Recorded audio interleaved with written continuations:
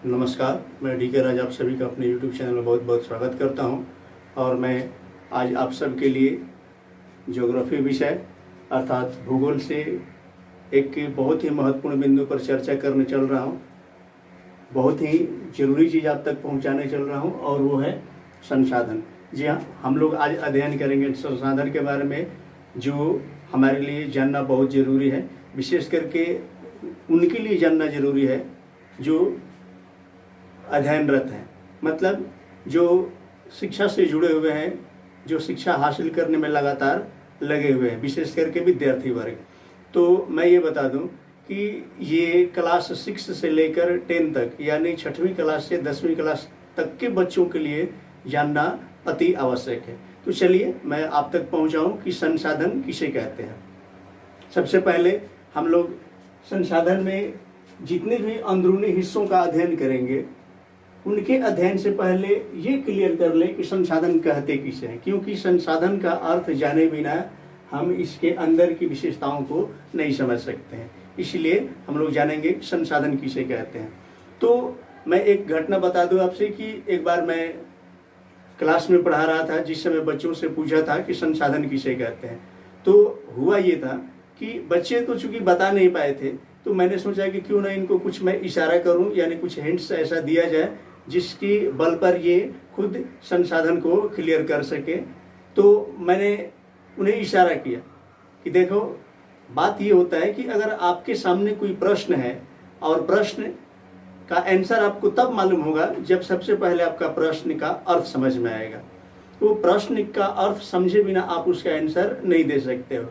और ऐसी प्रश्न जो समझ में नहीं आ रहा, उसको समझने के लिए आपको प्रश्न में दिए हुए विभिन्न शब्दों को अलग अलग टुकड़ों में बांटकर और फिर उसके अर्थों को समझना पड़ेगा। तो जब आप शब्द का अर्थ समझ जाइएगा तो धीरे धीरे आप प्रश्न का अर्थ भी समझ जाइएगा और फिर उसके बाद आप आसानी से उसका उत्तर भी लगभग दे सकते हो। तो इस तरह से मैंने बच्चों से बताया कि अगर आपसे पूछा जा रहा है कि संसाधन किसे कहते हैं और आपको पता नहीं है, तो सबसे पहले आप संसाधन को थोड़े छोटे टुकड़े में बांटकर, मतलब संसाधन शब्द को छोटे टुकड़े में बांटकर और फिर उसके अर्थों को समझने की कोशिश करो और फिर आप बता सकते हो कि संसाधन किसे कहते हैं। बच्चे कुछ देर खामोश थे। मैंने फिर बाद में पूछा कि अब बताओ संसाधन किसे कहते हैं। एक बच्चा बड़े उत्साह के साथ खड़ा हुआ और बोला कि सर मैं बता सकता हूँ। मैं खुश हुआ, मैंने सोचा कि चलो बड़ी खुशी की बात है, बताओ संसाधन किसे कहते हैं। तो बताया कि संसाधन वह धन है जो बहुत कम समय में अर्जित किया जाता है। ऐसा धन जो बहुत कम ही समय में बहुत अधिक अर्जित कर लिया जाए, वो होता है संसाधन। मुझे बड़ी हंसी आई। मैंने सोचा कि चलो भाई तुम क्लियर करके बताओ कि आखिर तुम ये कहना क्या चाहते हो, मेरे तो समझ में आया नहीं। तो क्लियर कैसे करता है, बोलता है कि सर वह धन जो सन सनासन करके कमाया गया हो, मतलब कि बहुत कम समय में बहुत तीव्रता से, बहुत तेजी से बहुत अधिक धन कमा लिया गया हो, ऐसे धन को कहेंगे संसाधन। मैंने सोचा कि भाई ये तो बड़ी दिमाग लगा रहा है। तो ऐसा लगा कि शायद भविष्य के लिए एक बहुत बड़ा कवि या एक बहुत बड़ा राजनेता अवतार ले चुका है। मैंने उसे बिठाया, ठीक है, मैं आपको क्लियर बता रहा हूँ कि संसाधन किसे कहते हैं। सबसे पहले मैंने बताया था कि शब्दों को छोटे टुकड़े में हम बांटते हैं ताकि अर्थ को आसानी से समझ सकें। तो यहाँ पर कैसे बांटेंगे संसाधन। संसाधन को जानने से पहले हम जान लें कि साधन किसे कहते हैं। ठीक है, साधन साधन वह वस्तु होता है, वह पदार्थ होता है जो हमें हमारे कार्यों में सहयोग करता है। किसी भी कार्य को अगर हमें करना होता है तो उसमें अगर समय ज़्यादा लगना हो, अगर बल ज़्यादा लगना हो या समय बल इत्यादि अधिक लगना हो, तो हम क्या करते हैं, किसी ऐसी वस्तु का सहारा लेते हैं जिससे कि हम अपने कार्यों को आसानी से कर लें, अर्थात कम समय या कम बल के लागत में ही हम कर लें। ऐसे साधनों का प्रयोग करते हैं और हमारा काम वाकई में अच्छा होता है, यानी कम समय में या कम बल के लागत में भी हो जाता है। ठीक है, उसको हम साधन कहते हैं। अब मैं बात कर रहा हूँ संसाधन के बारे में। संसाधन वह होता है जो प्रकृति द्वारा हमें बहुत सी चीज़ें मिलती है और उन चीज़ों को हम अपने जीवन में प्रयोग में लाते हैं या फिर उसका रूप बदल कर उसका प्रयोग करते हैं। ऐसी चीज़ें जो मानव के लाभ के लिए बनी हो, इस संसार में मानव के लाभ के लिए निर्मित हो और मानव उसको विभिन्न रूपों में प्रयोग में लाता हो, वह हो जाता है संसाधन। ठीक है, तो अब आप समझ गए होंगे संसाधन किसे कहते हैं। चलिए संसाधन को मैं बता दूं कि संसाधन को दो वर्गों में बांटा जाता है। ठीक है, संसाधन के दो वर्ग, एक होता है मतलब दो रूपों में बांटा जाता है, एक है प्राकृतिक संसाधन और दूसरा है मानवीय संसाधन। सबसे पहले आप जानिए कि प्राकृतिक संसाधन किसे कहते हैं। यहाँ लिखा है मैंने, प्राकृतिक संसाधन दो तरह के होते हैं। पहले प्राकृतिक संसाधन बता दूं। प्राकृतिक संसाधन, प्राकृत का मतलब होता है भगवान, जिसे कि लोग भगवान, खुदा या फिर गॉड इत्यादि विभिन्न नामों से जानते हैं। तो भगवान द्वारा जो भी चीजें निर्मित रहती है जिसे कि प्राकृतिक या प्राकृतिक संसाधन कहते हैं। दूसरी बात मानवीय, मानवीय का मतलब जिसे कि मानव ने अपनी हाथों से तैयार किया हो। जी हाँ, मानव अपनी हाथों से तैयार किया हो वैसे संसाधन मानवीय संसाधन होते हैं। अब यहाँ पर देखते हैं प्राकृतिक संसाधन दो तरह के होते हैं, एक नवीकरण योग्य, नवीकरण योग्य और दूसरा अनवीकरण योग्य। नवीकरण योग्य क्या है? सतत अथवा प्रवाह। ठीक है, ये नवीकरण योग्य है। और दूसरा है जैव। जैव का मतलब आप समझते होंगे, जैव अर्थात जो जीवों से संबंधित है, मतलब जीव, जैव अर्थात जीवों से जुड़ी हुई चीजें अर्थात जैव। ठीक है, जैव को भी दो भागों में बांटा गया है, एक है प्राकृतिक वनस्पति और दूसरा है वन्य जीव। प्राकृतिक वनस्पति, मैं यहाँ पर बता दूं वनस्पति, वनस्पति का मतलब क्या होता है पहले इसको क्लियर कर लिया जाए। वनस्पति अर्थात वन, पेड़ पौधे, घास फूस इत्यादि। ठीक है, शाक भी होते हैं, घास और शाक एक ही बात है। वनस्पति, अक्सर आप देखते होंगे एक चीज कि कुछ ऐसी चीजें होती है जैसे विशेष करके तेल, जो खाने योग्य तेल होता है, यानी मानव भोजन के रूप में प्रयोग में लाता है या भोजन पकाने के लिए प्रयोग में लाता है, उसमें एक तेल आता है, मतलब कि तेल हम लोग दुकानों से खरीदते हैं, उस तेल के डब्बे पर लिखा गया रहता है वनस्पति तेल। जो तेल डब्बे पर आप देखिएगा बाजार से खरीद रहे हैं तो उस डब्बे पर उसमें लिखा गया रहता है कि शुद्ध वनस्पति तेल। वनस्पति तेल चाहे वो भले ही केमिकल से क्यों ना बनाया गया हो या फिर बिना वनस्पति के ही बना दिया गया हो, लेकिन उसमें दिया जाता है वनस्पति तेल। जैसे पेड़ पौधों से बनाया जाता है, पेड़ पौधों से बना हुआ बहुत सारा तेल होता है, लगभग जो भी तेल हम प्राप्त करते हैं खाने के लिए पेड़ पौधे से ही बने होते हैं। जैसे सरसों का तेल होता है, सूर्यमुखी का तेल होता है, सोयाबीन का तेल होता है, नारियल का तेल इत्यादि, ये सब वनस्पति तेल है। वन्य जीव, वन्य जीव का मतलब कि जो जीव वनों में रहने वाले हैं। ठीक है, वनों में रहने वाले विशेष करके विभिन्न तरह के जानवर, सांप इत्यादि। ठीक है, ये वन्य जीव हो गए। अब मैं यहाँ बता दूं कि अनवीकरण योग्य जो संसाधन होते हैं, अनवीकरण योग्य संसाधन वे संसाधन हैं जो लगभग नए नहीं किए जा सकते हैं, नए रूपों में प्राप्त नहीं किए जा सकते हैं। ऐसे संसाधनों को अनवीकरण योग्य कहा जाता है, जिसमें है पुनः चक्रीय धातु। पुनः चक्रीय धातु के बारे में मैं नीचे बताऊंगा आपको कि ये अनवीकरण योग्य में कैसे शामिल है। ठीक है, उसके बाद मैं बता दूं कि अचक्रीय संसाधन मतलब जीवाश्म ईंधन। ये अचक्रीय संसाधन में क्या है? जीवाश्म ईंधन शामिल है। जीवाश्म ईंधन कैसे? तो जीवों से जो ईंधन प्राप्त होता है, जीवों के शरीर से या जीवों के मर जाने के बाद उनके अवशेष से जो ईंधन प्राप्त होता है उसे कहते हैं जीवाश्म ईंधन, यानी जीवों के अवशेष से प्राप्त होने वाला ऊर्जा। ठीक है, तो ये ईंधन है जीवाश्म ईंधन। जीवाश्म ईंधन में क्या क्या आता है ये भी मैं आपको नीचे विस्तारित रूप से बताऊंगा। तो चलिए हम लोग ये मानवीय संसाधन के बारे में भी जान गए। इसमें मानवीय संसाधन में क्या होता है? संरचना एवं संस्थाएं आती है, और इसका दूसरा है कि मात्रा एवं गुणवत्ता। मात्रा और गुणवत्ता ये होते हैं। मैं आपको पहले बता दूं कि हम लोग अब इसमें जानने की कोशिश करेंगे, और वो है उत्पत्ति के आधार पर संसाधन का जब वर्गीकरण करेंगे तो हम इसको लगभग 4 वर्गों में बांटेंगे। संसाधन की विस्तृत जानकारी के लिए वर्गीकरण करेंगे हम और इसको 4 वर्गों में बांटेंगे। ठीक है, चारों वर्ग में पहला है उत्पत्ति के आधार पर। उत्पत्ति, कौन पति? उत्पत्ति। ठीक है, उत्पत्ति मतलब उत्पन्न होने की बात। तो उत्पत्ति के आधार पर संसाधन को सबसे पहले हम लोग क्या कहेंगे? जैव संसाधन। ठीक है, उत्पत्ति के आधार पर अगर बांटा जाए तो जैव संसाधन है। जैव संसाधन में क्या होता है? ये जैव मतलब जैसे जैवमंडल का आप शायद नाम सुने होंगे। जैवमंडल, पृथ्वी पर 4 परिमंडल हैं। पहला जलमंडल, दूसरा स्थल मंडल और तीसरा वायुमंडल। ठीक है, इन तीनों की मिश्रित समूह को कहा जाता है जीवमंडल। तो वही मैं बता रहा हूं जैवमंडल। ठीक है, जैवमंडल में नहीं बल्कि जैव संसाधन के रूप में बता रहा हूँ। चूंकि हम लोग संसाधन के बारे में बात कर रहे हैं तो जैव संसाधन ये प्राप्त होता है हमें जीवमंडल से। जैव संसाधन की प्राप्ति हमें किससे होती है? जीवमंडल से प्राप्ति होती है। और इसमें जैसे में है प्राणी जात। प्राणी जात शब्द का प्रयोग इसलिए किया गया है कि जितने भी तरह के प्राणी है, प्राणियों की एक जाति है। ठीक है, जैसे निर्जीव और सजीव। तो प्राणी जात मतलब जितने भी तरह के प्राणी, चाहे मनुष्य हो, चाहे जल में निवास करने वाले जलीय जीव हो, या फिर धरती पर, या फिर हवा में उड़ने वाले या सूक्ष्म जीव, ये सब प्राणी जात में आते हैं। ठीक है, अब मैं आपको बता रहा हूं अजैव।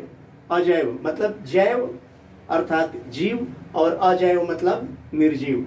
ये होता है निर्जीव वस्तुओं से। ये संसाधन हमें निर्जीव वस्तुओं से प्राप्त होती है।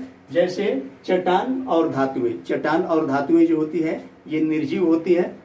ठीक है, आप जानते हैं कि चट्टान निर्जीव होता है। विभिन्न तरह के धातुएं होती है वो निर्जीव होता है। सबसे पहले ये जान लीजिए कि चट्टान भी कई तरह के होते हैं, कई रंगों के होते हैं। कुछ मुलायम चट्टानें होती है, कुछ कठोर चट्टानें होती है।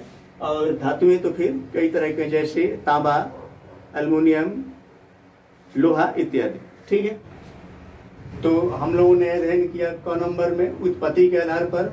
अब अध्ययन करेंगे समाप्यता के आधार पर। जी हाँ, मैं आपको बता दूं कि समाप्यता क्या होता है। समाप्यता का मतलब कि जो समाप्त होने की स्थिति है, मतलब जो समाप्त होता है, उसके आधार पर हम अध्ययन करेंगे कि कुछ ऐसी संसाधन होते हैं जो समाप्त होते हैं। और समाप्त होने के आधार पर अगर देखा जाए तो इसको हम 2 भागों में बांट सकते हैं। एक है नवीकरण योग्य और दूसरा है अनवीकरण योग्य। नवीकरण योग्य का मतलब कि जो हम जब किसी संसाधन का प्रयोग करें तो फिर से उसे हम नए रूपों में पा सकें, या सदैव वो हमें नए रूपों में मिलता रहे, ऐसे संसाधन को हम कहेंगे नवीकरण योग्य। जैसे इसमें है सौर है, पवन, जल, वन और वन्य जीव। इसको हम नए रूपों में सदैव इस्तेमाल कर सकते हैं। उसके बाद मैं बता दूं आपको वो है अनवीकरण। अनवीकरण का मतलब मैंने बताया अभी, जो नया नहीं किया जा सकता, प्रयोग के बाद जिसे हम नया फिर से नहीं कर सकते हैं। अर्थात इसमें क्या आता है कि कुछ धातुओं का नाम लिया गया है। मतलब कुछ ऐसी धातुएं होती है जिसका हमने प्रयोग किया, प्रयोग के बाद धीरे धीरे उसमें जंक लगना शुरू होता है, और जंक लगने के बाद धीरे धीरे से फिर वो क्या होता है, समाप्त हो जाता है। अब जब जंक उसमें लग जाता है या फिर वो समाप्त हो जाता है तो पुनः उसको हम धातु के रूप में प्राप्त नहीं कर सकते, इसलिए इसको अनवीकरण, कुछ धातुओं का नाम लिया गया। और फिर उसके बाद है जीवाश्म ईंधन। जीवाश्म ईंधन का मतलब ये हो गया कि जीवों से जो, मतलब जीवों के अंश से जो ईंधन प्राप्त होता है, जैसे कोयला, ठीक है, और जैसे पेट्रोलियम पदार्थ, ये सारी चीजें हमें जीवाश्म ईंधन के रूप में प्राप्त होता है, यानी इन्हें हम कहते हैं जीवाश्म ईंधन। तो होता क्या है कि जीवाश्म ईंधन का अगर हम प्रयोग एक बार करते हैं तो पुनः हम उसको पहले वाले रूप में प्राप्त नहीं कर सकते हैं। जैसे अगर हमने कोयले का प्रयोग किया, जीवों से कोयला बनता है, मतलब विशेष करके हम बात कर लें कि पेड़ पौधों से कोयला प्राप्त होता है, ये लंबा समय लगता है, बहुत लंबा समय। यहाँ पर बताया भी गया है कि अनवीकरण योग्य कुछ ऐसे संसाधन हैं जो न के बराबर हैं और उसकी निर्माण होने में भी लंबा समय लगता है, हजारों लाखों वर्ष लगते हैं। ठीक है, तो अगर जीवाश्म ईंधन की मैं बात करूं तो अगर हम कोयले का प्रयोग करते हैं और कोयला का प्रयोग करने के बाद उसका अवशेष बचा हुआ भाग जो राख के रूप में प्राप्त होता है, उसको हम पुनः चाहें तो कोयला नहीं बना सकते हैं। जीवाश्म ईंधन के रूप में अगर हम डीजल या पेट्रोल या केरोसिन तेल इत्यादि का प्रयोग करते हैं या गैस का प्रयोग करते हैं, जो रसोई गैस या फिर ऐसे कुछ गैस हैं जिसका हम उपयोग करते हैं और उपयोग करने के बाद पुनः चाहें तो इन्हें पहले वाले रूप में हम नहीं पा सकते हैं, इसलिए ये अनवीकरण योग्य है। ठीक है, अब हम बात करेंगे आगे ग नंबर। ग नंबर में यहाँ पर मैं बता दूं, ये है तीसरा वर्ग जिसे हम कहते हैं स्वामित्व के आधार पर। शब्दों पर हम ध्यान रखेंगे, स्वामित्व। ठीक है, स्वामित्व, पहले स्वामित्व को समझना जरूरी है, इसलिए मैं बता दूं स्वामित्व को समझने के लिए शब्द का प्रयोग मैं कर रहा हूं स्वामी। जी हाँ, आप ध्यान रखिए, स्वामी का मतलब होता है मालिक, स्वामी का मतलब पति भी होता है। ठीक है, नाथ का मतलब भी मालिक होता है, या फिर नाथ शब्द का प्रयोग कभी कभी पति के लिए भी किया जाता है। भाई देव, कल्पना कीजिए अगर किसी व्यक्ति का नाम ही स्वामीनाथ हो, क्योंकि समाज में ऐसे कुछ लोग हैं जिनका नाम स्वामीनाथ होता है, तो स्वामी मतलब अगर पति होता है या स्वामीनाथ मतलब पति देव या पति होते हैं। अगर किसी दूसरे औरत को उस स्वामीनाथ नामक व्यक्ति से कोई कार्य पड़ जाए और नाम उसका रखना पड़े और नाम वो ये रख दे कि कोई कार्य के लिए किसी को बुलाए कि सुनिए स्वामीनाथ, अजीब सा लगेगा, क्योंकि जब अर्थों को हम समझने की कोशिश करेंगे, स्वामीनाथ चूंकि मैंने बताया था पति, तो पति देव ये शब्द बनकर आ जाएगा सामने। लेकिन हम लोगों को उससे मतलब नहीं है, फिलहाल हम लोगों को मतलब है स्वामित्व से। स्वामी का मतलब मालिक, यानी मालिकाना दृष्टि से अगर हम देखते हैं तो स्वामित्व के आधार पर भी जो संसाधनों का अलग भाग बनाया गया है, उसमें भी 4 भाग तैयार किए गए हैं। क्या है? एक पहला सामुदायिक, दूसरा है राष्ट्रीय और तीसरा है अंतर्राष्ट्रीय। चलिए मैं आपको 4 भागों में बताया गया। एक है व्यक्तिगत, दूसरा है सामुदायिक, तीसरा है राष्ट्रीय और चौथा है अंतर्राष्ट्रीय। इन चारों के बारे में भी हम लोग स्पष्ट जानकारी हासिल कर लें। तो सबसे पहले स्वामित्व के आधार पर पहला नंबर में अध्ययन करेंगे व्यक्तिगत। व्यक्तिगत का मतलब होता है किसी खास व्यक्ति का, यानी जिसे अंग्रेजी में पर्सनली भी लोग कहते हैं। ठीक है, तो व्यक्तिगत रूप से उदाहरण के लिए मैं बता दूं, जैसे खेत है किसी खास व्यक्ति का, उसका व्यक्तिगत खेत होता है, भूमि होता है, उसका खास बाग होता है, मतलब बगीचा वगैरह होता है। ठीक है, चारागाह होता है, तालाब भी होता है, खास व्यक्तियों का भी तालाब होता है मछली पालन वगैरह के लिए, या फिर मवेशियों के पालन पोषण के लिए, या फिर खेतों की सिंचाई करने के लिए। कुएं भी होते हैं स्नान वगैरह करने या फिर सिंचाई करने इत्यादि। तो ये व्यक्तिगत रूप से भी हो सकते हैं। तो इस तरह के जो भी संसाधन है इन्हें कहा जाता है व्यक्तिगत संसाधन। अब मैं दूसरे संसाधन का बात कर दूं, वो है सामुदायिक। सामुदायिक का मतलब होता है समुदाय के लिए, अर्थात समाज के लिए, जो लगभग आस पड़ोस में रहने वाले सब लोगों के लिए होता है। ठीक है, ऐसे संसाधन में भी खेत आते हैं, भूमि आते हैं। खेत नहीं हो सकता है, भूमि हो सकता है। भूमि मतलब कुछ ऐसी भूमि होती है जो समुदाय के लिए होता है, यानी सब लोगों के आस पड़ोस के जितने भी लोग हैं सबका बराबर का अधिकार होता है। ठीक है, वैसे भूमि पर बाग भी होते हैं जो सार्वजनिक बाग होते हैं, यानी सामुदायिक होते हैं, उसमें हर व्यक्ति का बराबर का अधिकार होता है। चारागाह होता है, तालाब भी होते हैं, और फिर कुएं इत्यादि ये सब भी होते हैं, या फिर खेल का स्थान होता है और मेला बाजार इत्यादि। ये सब संसाधन जो होते हैं ये कैसे होते हैं? सामुदायिक संसाधन होते हैं। अब मैं आपको बता रहा हूं राष्ट्रीय संसाधन। राष्ट्रीय संसाधन मतलब राष्ट्र अर्थात देश। ठीक है, जिस देश में हम निवास करते हो, या दूसरे देश की भी बात कर ले, जैसे देश बहुत से तरह से, जैसे भारत, पाकिस्तान, या फिर बांग्लादेश, चीन, नेपाल इत्यादि। तो मैं यहाँ बात कर रहा हूँ राष्ट्रीय स्तर पर, यानी राष्ट्रीय स्तर पर क्या होते हैं? नहर होते हैं, ठीक है, और सड़कें होती है, रेल लाइनें होती हैं, खनिज पदार्थ होते हैं। ये सब क्या होते हैं? इसको कहते हैं हम लोग राष्ट्रीय स्तर का संसाधन। ठीक है, इसमें कुछ और भी नाम है। जैसे मैं बता दूं कि किसी भी देश की सीमा रेखा से लगभग 22 किलोमीटर की दूरी, अर्थात बाहरी क्षेत्रों तक का स्थान भी राष्ट्रीय स्तर का संसाधन माना जाता है। यानी 22 लगभग 22 किलोमीटर की दूरी के अंदर में जो भी संसाधन पाए जाते हो वो सब संसाधन राष्ट्रीय स्तर के संसाधन माने जाते हैं। लेकिन मैं बताऊं एक चीज और आपको कि 22 किलोमीटर मैंने बताया था, लगभग 22 किलोमीटर, ये सिर्फ समुद्री सीमा के लिए है।